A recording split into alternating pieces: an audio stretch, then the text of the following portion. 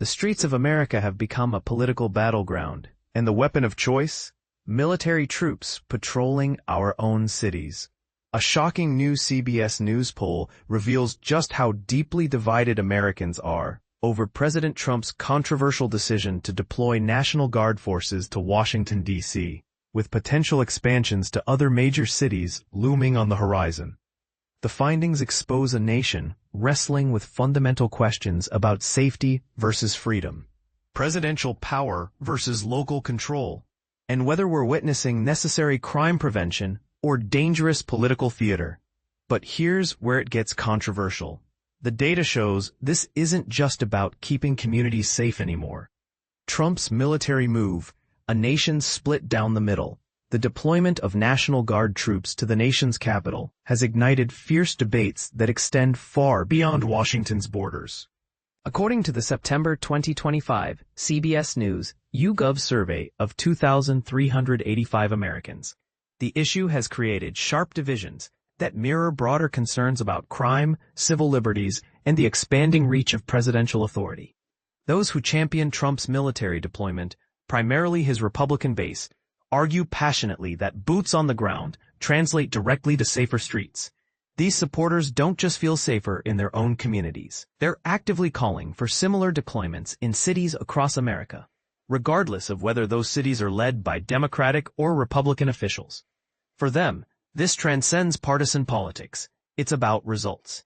However, the majority of Americans stand firmly in opposition, and their reasoning reveals deeper anxieties about the direction of American democracy. These critics don't buy the crime reduction argument. Instead, they view the deployments through a more sinister lens. They believe their personal rights and freedoms hang in the balance, and they see Trump's actions as politically motivated rather than genuinely focused on public safety. And this is the part most people miss.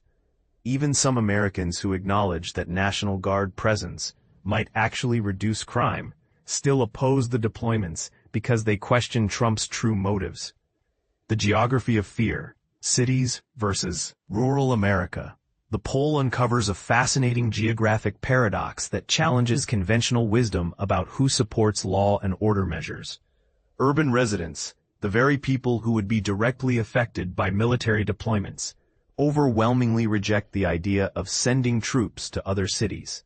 Meanwhile, rural Americans, who live far from the urban centers targeted for deployment, show strong support for military intervention in distant metropolitan areas. This raises uncomfortable questions. Are rural supporters advocating for solutions to problems they don't personally experience? Are city dwellers too close to the situation to see the potential benefits? The data suggests that partisan affiliation matters more than zip code when it comes to these attitudes. Presidential power. Where should the buck stop?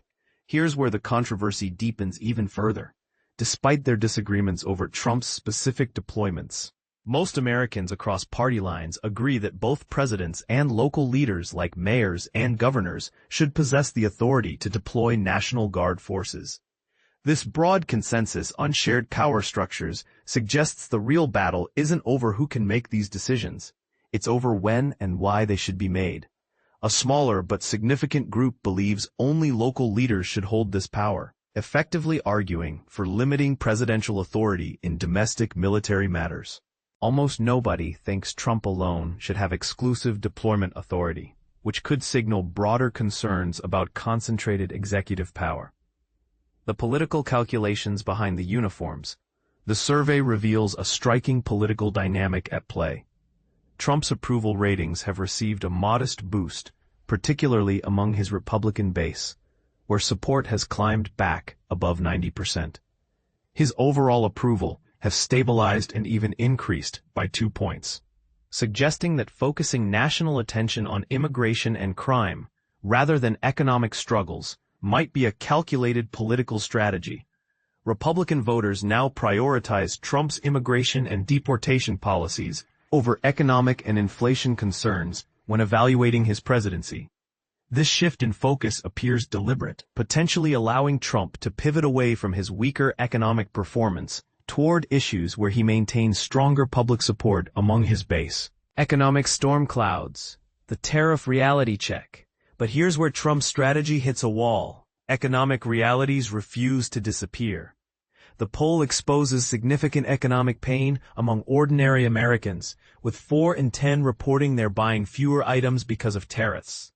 Support for Trump's signature trade policy continues its steady decline, creating a widening gap between political rhetoric and kitchen table reality. The partisan divide on economic sacrifice is particularly striking. 7 out of 10 Republicans express willingness to pay higher prices to support Trump's trade policies, and this sentiment holds across different income levels. This raises provocative questions about whether political loyalty can override economic self-interest, and for how long. Manufacturing jobs present a mixed picture, with slightly more Americans believing tariffs will create rather than eliminate positions. Republicans show the strongest optimism about job creation, but overall public sentiment remains cautious about the policy's broader economic impact. Federal Reserve, the independence question.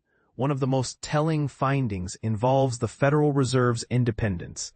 Most Americans want the Fed to operate without political interference from Trump, but cracks appear within Republican ranks. MAGA Republicans specifically desire greater presidential control over Fed decisions compared to traditional Republicans, highlighting an internal GOP divide over institutional independence. This split reveals competing visions of governance within Trump's own party, those who prioritize loyalty to Trump versus those who value traditional institutional boundaries. Executive power, goals versus methods. The survey uncovers a crucial distinction in how Americans view Trump's presidency.